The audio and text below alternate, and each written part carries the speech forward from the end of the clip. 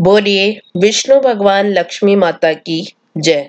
मैं आप सभी को ये बताना चाहती हूँ कि हमारे 2 चैनल और भी हैं। मधुर भजन और आरती के लिए मन रखियो और डेली जनरल नॉलेज के क्वेश्चंस के लिए लर्निंग बाय डूइंग। इन दोनों के लिंक डिस्क्रिप्शन बॉक्स में दे दिए हैं, एक बार आप जाकर देखिएगा जरूर।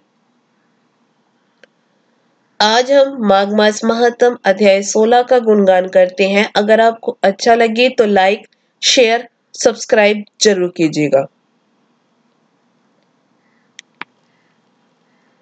कार्तवीर्य कहने लगा कि हे भगवान, वह राक्षस कौन था और कांचन मालिन कौन थी?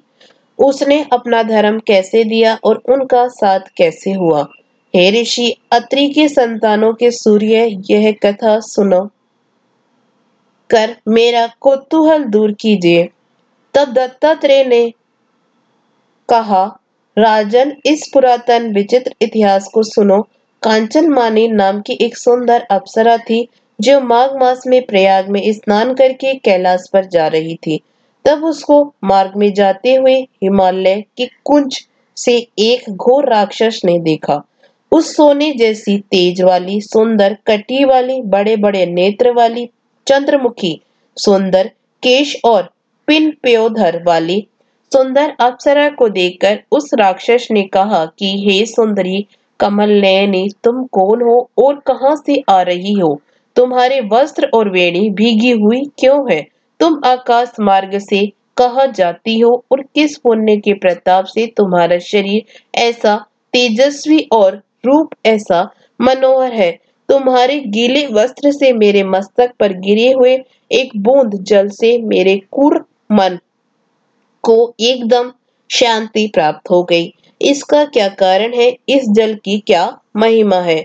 तुम बड़ी शीलवती प्रतीत होती हो, इसका कारण मुझसे कहिए। अप्सरा ने कहा कि हे राक्षस, सुनो, मैं काम रूपिणी अप्सरा हूँ। मैं प्रयाग में संगम में स्नान करके आ रही हूँ, इसी से मेरे वस्त्र भीगे हैं।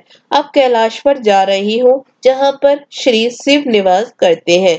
त्रिवेणी के जल से मेरी सब क्रूरता दूर हो गई, जिसके पुण्य के प्रभाव से मैं इतनी सुंदर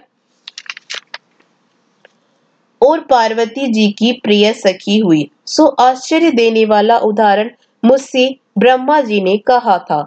सो सुनो, मैं कलिंग देश के राजा की वेश्या थी। रूप, लावण्य और सुंदरता में अपूर्व थी। मेरी सुंदरता पर सारा नगर मोहित था और मैंने अनेकों प्रकार के भोग भोगे। अनेक प्रकार के वस्त्र और आभूषणों की घर में कोई कमी नहीं थी। कई कामी पुरुष आपस में स्पर्धा ही से मृत्यु को प्राप्त हो गए। इस तरह उस नगर में बड़ी सुंदरता से यौवन व्यतीत हुआ और मैं वृद्धावस्था को प्राप्त हो गई। तब मेरे मन में विचार उत्पन्न हुआ कि मैंने अपनी सारी आयु पापों में ही व्यतीत कर दी। धर्म का कोई कार्य, दान, तप, यज्ञ आदि नहीं किया।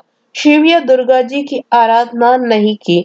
न कभी भगवान विष्णु का पूजन किया। इस प्रकार अशांत चित्त से मैंने एक ब्राह्मण की शरण ली जो वेदों का ज्ञाता और ब्रह्मनिष्ठ था। मैंने उनसे पूछा कि मेरा निस्तार किस प्रकार हो सकता है। महाराज, साधु सज्जन अच्छे और बुरे सभी प्रकार दया करते हैं, इसलिए मुझ दीन पर भी कृपा करके मुझ कीचड़ में डूबी हुई को पकड़कर उभारिए। क्षीर सागर क्या हंस को ही दूध देता है, बत्तख को नहीं देता है? तब वह ब्राह्मण राजा का पुरोहित इन सब बातों को सुनकर मुझ पर दया करके कहने लगा कि तू ब्रह्मा के क्षेत्र प्रयाग में जाकर माघ मास में त्रिवेणी संगम में स्नान कर, परंतु मन में अशुभ क्रिया का विचार नहीं करना। पापों के नाश के लिए महर्षियों ने तीर्थ स्थान से अधिक और कोई प्रायश्चित नहीं बतलाया। प्रयाग में स्नान करने से तो अवश्य पवित्र होकर स्वर्ग को जाएगी। हे भामिनी, पुराने समय में गौतम ऋषि की स्त्री को देखकर इंद्र ने काम के वशीभूत होकर कपट वेश से उससे भोग किया। इसलिए ऋषि द्वारा श्राप दिया गया और उसका शरीर अत्यंत लज्जायुक्त हजारों भगों वाला हो गया। तब इंद्र नीचा मुंह करके अपने पाप कर्म की बुराई करने लगा। मेरु पर्वत के शिखर पर स्वच्छ जल वाले सरोवर पर एक स्वर्ण कमल से भरे हुए कोटर में घुस गया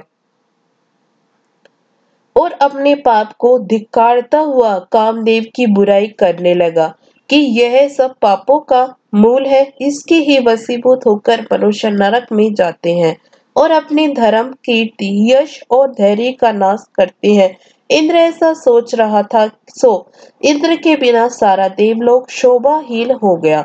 सब देवता, गंधर्व, किन्नर, लोकपाल इंद्राणी के सहित बृहस्पति जी से जाकर पूछने लगे कि महाराज, इंद्र के न रहने से स्वर्ग ऐसा शोभाहीन हो गया है जैसे सतपुरुष के बिना श्रेष्ठ कुल। इसलिए स्वर्ग की शोभा के लिए कोई क्रिया सोचिए। इस विषय में देर नहीं करनी चाहिए। तब बृहस्पति जी कहने लगे कि इंद्र ने बिना सोचे विचारे जो कर्म किया है उसका फल भोग रहा है। सो वह कहाँ है, मैं ये सब जानना चाहता हूँ। फिर गुरुजी ने सबको साथ लेकर स्वर्ण कमलों से युक्त बड़े सरोवर में इंद्र को देखा, जिसका मुख मलिन और आंखें बंद थी। तब इंद्र ने बृहस्पति जी के चरणों को पकड़कर कहा कि इस पाप से उद्धार करके आप मेरी रक्षा कीजिए। तब बृहस्पति जी ने इंद्र से कहा कि प्रयाग में स्नान करने से ही तुम पाप मुक्त हो जाओगे।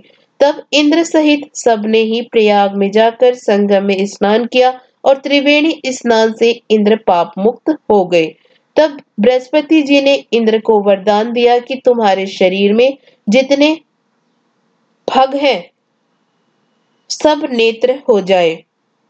तब इंद्र ब्राह्मण के वर से 1000 नेत्रों से ऐसा सुशोभित हुआ जैसे मानो सरोवर में कमल शोभायमान होता है। इसके साथ ही 16वां अध्याय समाप्त हुआ।